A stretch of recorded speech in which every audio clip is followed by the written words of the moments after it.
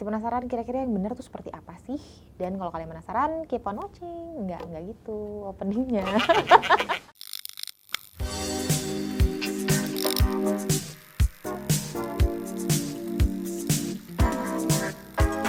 Hi everyone, welcome back to Female Daily Network YouTube channel bareng sama gue Rinda. Di Skincare 101 kali ini, gue bakal cerita soal gimana sih sebenarnya penggunaan eye cream yang benar.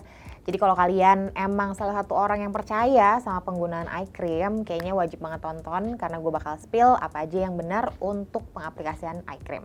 Kalau kalian penasaran apa aja sih sebenarnya poin-poinnya, keep on watching. Nah, sebenarnya ada dua kubu tuh kalau kita ngomongin soal aplikasi eye cream. Ada yang percaya sama efektivitas dari eye cream tersebut, sama ada juga yang kayak, duh ngapain sih menghabiskan uang ratusan ribu atau lebih mahal dibandingin moisturizer cuman buat diaplikasikan ke kulit di area mata. Nah, sebenarnya bebas aja kalian mau percaya yang mana, apakah perlu pakai eye cream atau enggak. Cuman in case kalian emang percaya sama kekuatan eye cream yang kecil itu gitu, aku bakal spill beberapa tips gitu untuk penggunaan yang benar. Oke, dimulai dari yang basic banget. Pasti banyak yang tanya gitu ya. Sebenarnya penggunaan eye cream itu di step mana sih gitu? Apakah setelah serum atau setelah moisturizer atau justru sebelum kalian menggunakan apa-apa? Kalau yang aku baca dari bukunya Caroline Hirons, penggunaan eye cream yang paling tepat itu adalah sebelum kalian menggunakan apapun.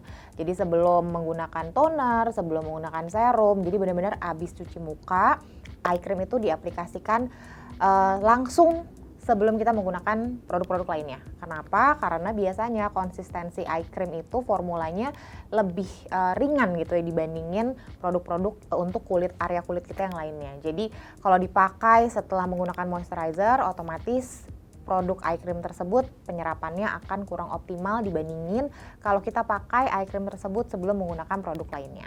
Kemudian yang kedua, penggunaan eye cream harus dilakukan di saat tangan kalian super bersih gitu. Ada yang higienis banget pakai spatula, make sure spatulanya juga nggak ditaruh sembarangan gitu. Jadi bakteri ataupun kotoran itu nggak masuk ke dalam jar yang berisi eye cream tersebut. Beruntung kalau misalnya kalian punya eye cream yang udah ada aplikatornya, jadi nggak perlu aplikasi pakai tangan, jadi tinggal dioles-oles aja, itu nggak masalah. Cuman kalau kalian pakai yang bentuknya jar, make sure tangan kalian bersih, dan kalau pakai spatula, make sure juga spatulanya itu setelah kita menggunakan eye cream selalu dibersihin dengan proper dan ditempatkan dengan proper. Kemudian berikutnya, make sure menggunakan eye cream itu secukupnya aja, jadi nggak perlu terlalu banyak, jangan mentang-mentang jarnya kecil, biasanya sih cuma 15-20 ml kan gitu. Jadi kalian kayak aduh nih takut tiba-tiba paonya berakhir gitu. Jadi kalian pakainya sebanyak mungkin. Nah, area kulit di mata itu tuh sebenarnya memang jauh lebih tipis dibandingin area kulit di wajah yang lainnya. Jadi biasanya eye cream itu formulanya justru lebih lebih potent gitu dibandingin moisturizer ataupun ingredients lainnya yang ada di dalam skincare. Kalau penggunaannya terlalu banyak, otomatis bisa memunculkan milia atau bisa jadi iritasi ke kulit di area sekitar mata. Jadi pastiin kalau kalian pakai eye cream itu secukupnya aja, misalnya 3 dot kecil, kemudian baru diaplikasikan, atau kalau pakai yang ada aplikatornya nggak usah terlalu banyak, secukupnya untuk di area mata, area bawah mata sampai area kelopak mata gitu. Jadi kalau misalnya kebanyakan dipakai juga nanti justru sebenarnya bisa menimbulkan permasalahan baru. Kemudian berikutnya cara pengaplikasian juga penting banget gitu. Kalau misalnya kalian merhatiin kenapa sih orang-orang kok kayaknya ngaplikasiin eye cream itu pakai jari manis. Nah, karena jari manis itu dia punya tekanan yang paling rendah gitu dibandingin jari-jari yang lainnya. Jadi begitu kalian naruh eye cream di area mata, jangan digosok tapi cukup ditepuk-tepuk aja. Kalaupun emang pengen digosok juga pelan banget, jangan terlalu kencang. Terus kalau misalnya kalian pakai yang aplikator, ada aplikatornya gitu, make sure jangan ditekan terlalu kencang. Karena apa? Seperti tadi aku bilang, kulit di area mata itu dia jauh lebih tipis dibandingin area wajah yang lainnya. Jadi kalau terlalu ditekan, terlalu digosok, itu malah nanti akan menimbulkan permasalahan baru yang sebenarnya nggak kita inginkan. Nah, kemudian setelah memberikan tekanan yang pelan gitu, pastiin untuk memberikan arah yang tepat gitu. Jadi ditarik ke atas supaya ada efek liftingnya.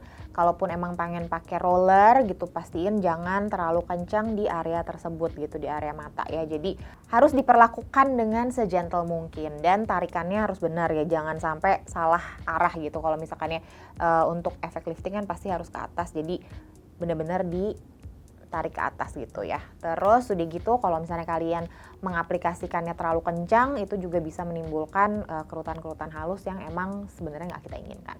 Nah, kemudian yang terakhir adalah kalau misalnya kalian bingung nih, aku perlu pakai eye cream yang mana sih sebenarnya? Nah, itu bisa kalian lihat sesuai dengan kebutuhan kalian masing-masing. Ada orang yang permasalahannya itu kantong matanya terlalu nyata gitu, terlalu besar kelihatannya, dan itu tuh bisa dibantu dengan eye cream yang ingredientsnya ada kafeinnya. Kemudian bisa juga memilih eye cream yang ada aplikator metalnya, itu kalau misalnya dimasukin ke lemari es.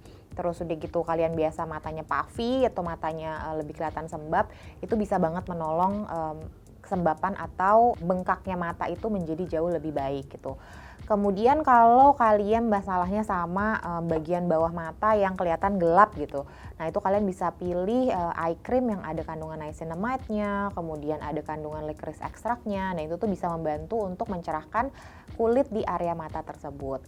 Sementara kalau misalnya kalian masalahnya nih kayaknya ada di kerutan-kerutan halus deh atau crow's feet gitu, bisa juga tuh pilih ingredients eye cream yang mengandung retinol atau misalnya ceramide atau misalnya peptide, atau misalnya kalau biasanya kalau misalnya udah muncul kerutan-kerutan itu kan biasanya suka jadi kering kan area matanya. Nah itu juga bisa kalian cek yang mengandung hyaluronic acid atau misalnya peptide, juga itu bisa membantu untuk membuat area mata kalian menjadi jauh lebih lembab. Paling segitu aja tips dari aku untuk menggunakan eye cream yang tepat seperti apa. Kembali lagi, kalau misalnya kalian pengen hasilnya lebih efektif, lebih terlihat nyata, make sure untuk menggunakannya pagi dan malam hari. Tapi kalau misalnya kalian nggak percaya nih sama penggunaan eye cream, nggak apa-apa kok kalau misalnya kalian mau pakai moisturizer juga, tapi make sure moisturizer tersebut ingredientsnya nggak terlalu potent, karena seperti tadi aku udah sebutin bahwa kulit di area mata itu memang jauh lebih tipis. Jadi kalau kalian pengen pakai retinol, moisturizer nggak ada retinolnya, ternyata kandungan persentase retinol itu terlalu tinggi, dan itu bisa jadi malah mengiritasi area mata kalian. Jadi make sure untuk memilih produk yang tepat dengan ingredients yang juga nggak terlalu harsh kalau emang pengen pakai moisturizer di area mata. Cuman kalau misalnya kalian percaya sama penggunaan eye cream, tips-tips tadi yang aku bilang mungkin bisa diaplikasiin, dan kasih tahu juga kalau misalnya ternyata ada perubahan setelah melakukan trik-trik yang tadi aku sebutin. Plus suka ada juga pertanyaan, kapan sih sebenarnya harus memulai menggunakan eye cream? Buat aku pribadi itu aku udah mulai pakai eye cream dari umur 23 tahun gitu. Jadi nggak ada batasan sebenarnya harus mulai dari kapan.